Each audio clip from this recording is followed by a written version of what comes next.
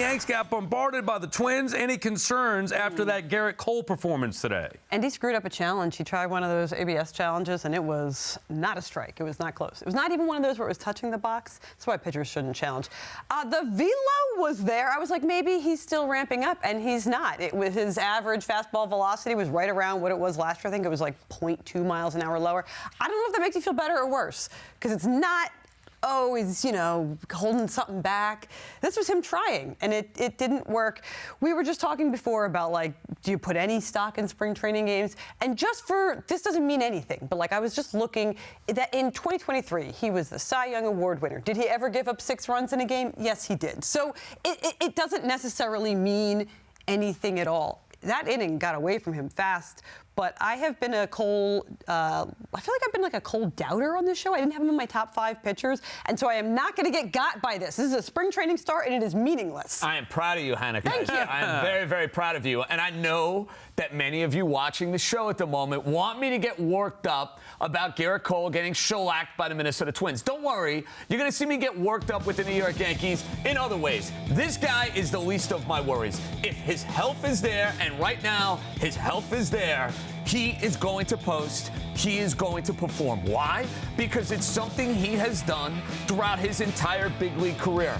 If we're talking about a younger player, somebody trying to make a team, somebody in a battle in spring training, I'm going to be way more alarmed and way more concerned about the results in these particular games. A guy who has the resume of Gerrit Cole, to Hannah's point, the velo is there, the health is there. We'll see you opening day in the Bronx. If he gives up 6 runs on opening day, Sal, I can guarantee you this. My answer is going to be drastically different. I'm with both of you. And I wanted to go back to CC Sabathia. 2010, right after the Yankees won the World Series, he had the worst spring, or one of the worst of his entire career, goes on to have his best season in a Yankees uniform. So the spring stats only mean so much. As long as he's healthy, the velo was there, which is good. For all we know, he was working on different things, right? Trying to experiment with different sequences and getting the job done against big league hitters.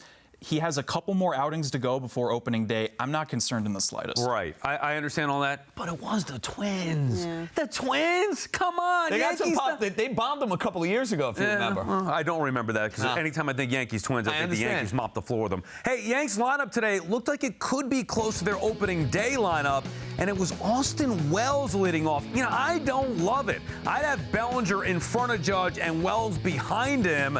Not a huge deal. I know the Yankees don't have a true leadoff hitter, but for me, I don't love the idea of Austin Wells hitting leadoff. Time now for Selling Sal. And Max, we're going to start with you. Sell me on why Austin Wells should be batting leadoff for the Yanks. I like him there, and I think it comes down to on-base percentage. Last year, in the leadoff spot for the Yankees, in front of Soto and Judge, they had a bottom 6 on-base percentage, and that includes the month and a half that Gleyber Torres had when he went off at the end of the year.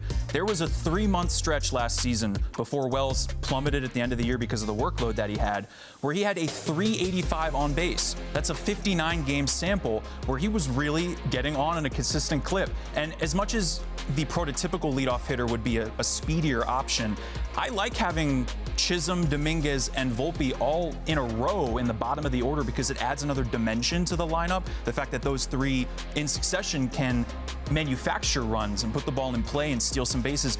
The guy hitting in front of Judge is not going to steal that much. Right. Volpe didn't when he was leading off. We didn't see it that much at all over the last few years. So you just want someone that's going to get on at a high clip, and when Wells is at his best, he gets on at a high rate. All right, Hannah, sell me on Anthony Volpe having an offensive breakout. I just think that there is still a ton of potential in Anthony Volpe. There's a reason he was a top prospect. This is a guy who 2 years ago as a rookie, he won a Gold Glove and he hit 21 home runs. He was an overall below average offensive player because he struck out 167 times in 2023. Last year, he tried to cut down on the strikeouts. He sacrificed a lot of power. He ended up with only 12 home runs and a few fewer strikeouts, but it looks like maybe the power is coming back in spring training. He's already had the hardest hit ball of his career. That's a good sign. I just think he's still a really young player. He was a top prospect for a reason.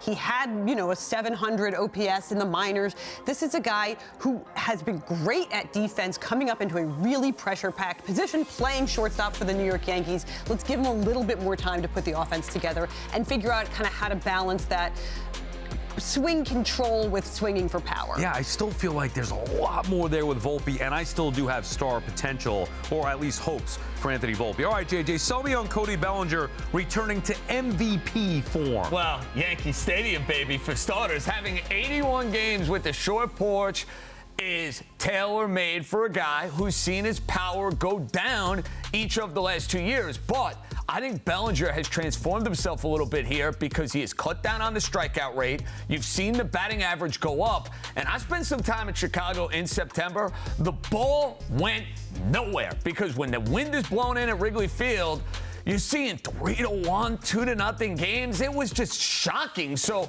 I think if you're Cody Bellinger, you're hitting in a lineup with Aaron Judge, you're playing at Yankee Stadium, I think you could go hit 270, 280, hit 30-plus bombs, and be the second-best hitter, hands down, in this lineup. Yeah, you could sell me on that second-best hitter and having a big bounce-back year. I don't know about the MVP form. Also, I would rather have him hitting in front of Aaron Judge because I do think that can maybe get even more out of him, which is why you didn't sell me, Max, on Austin Wells.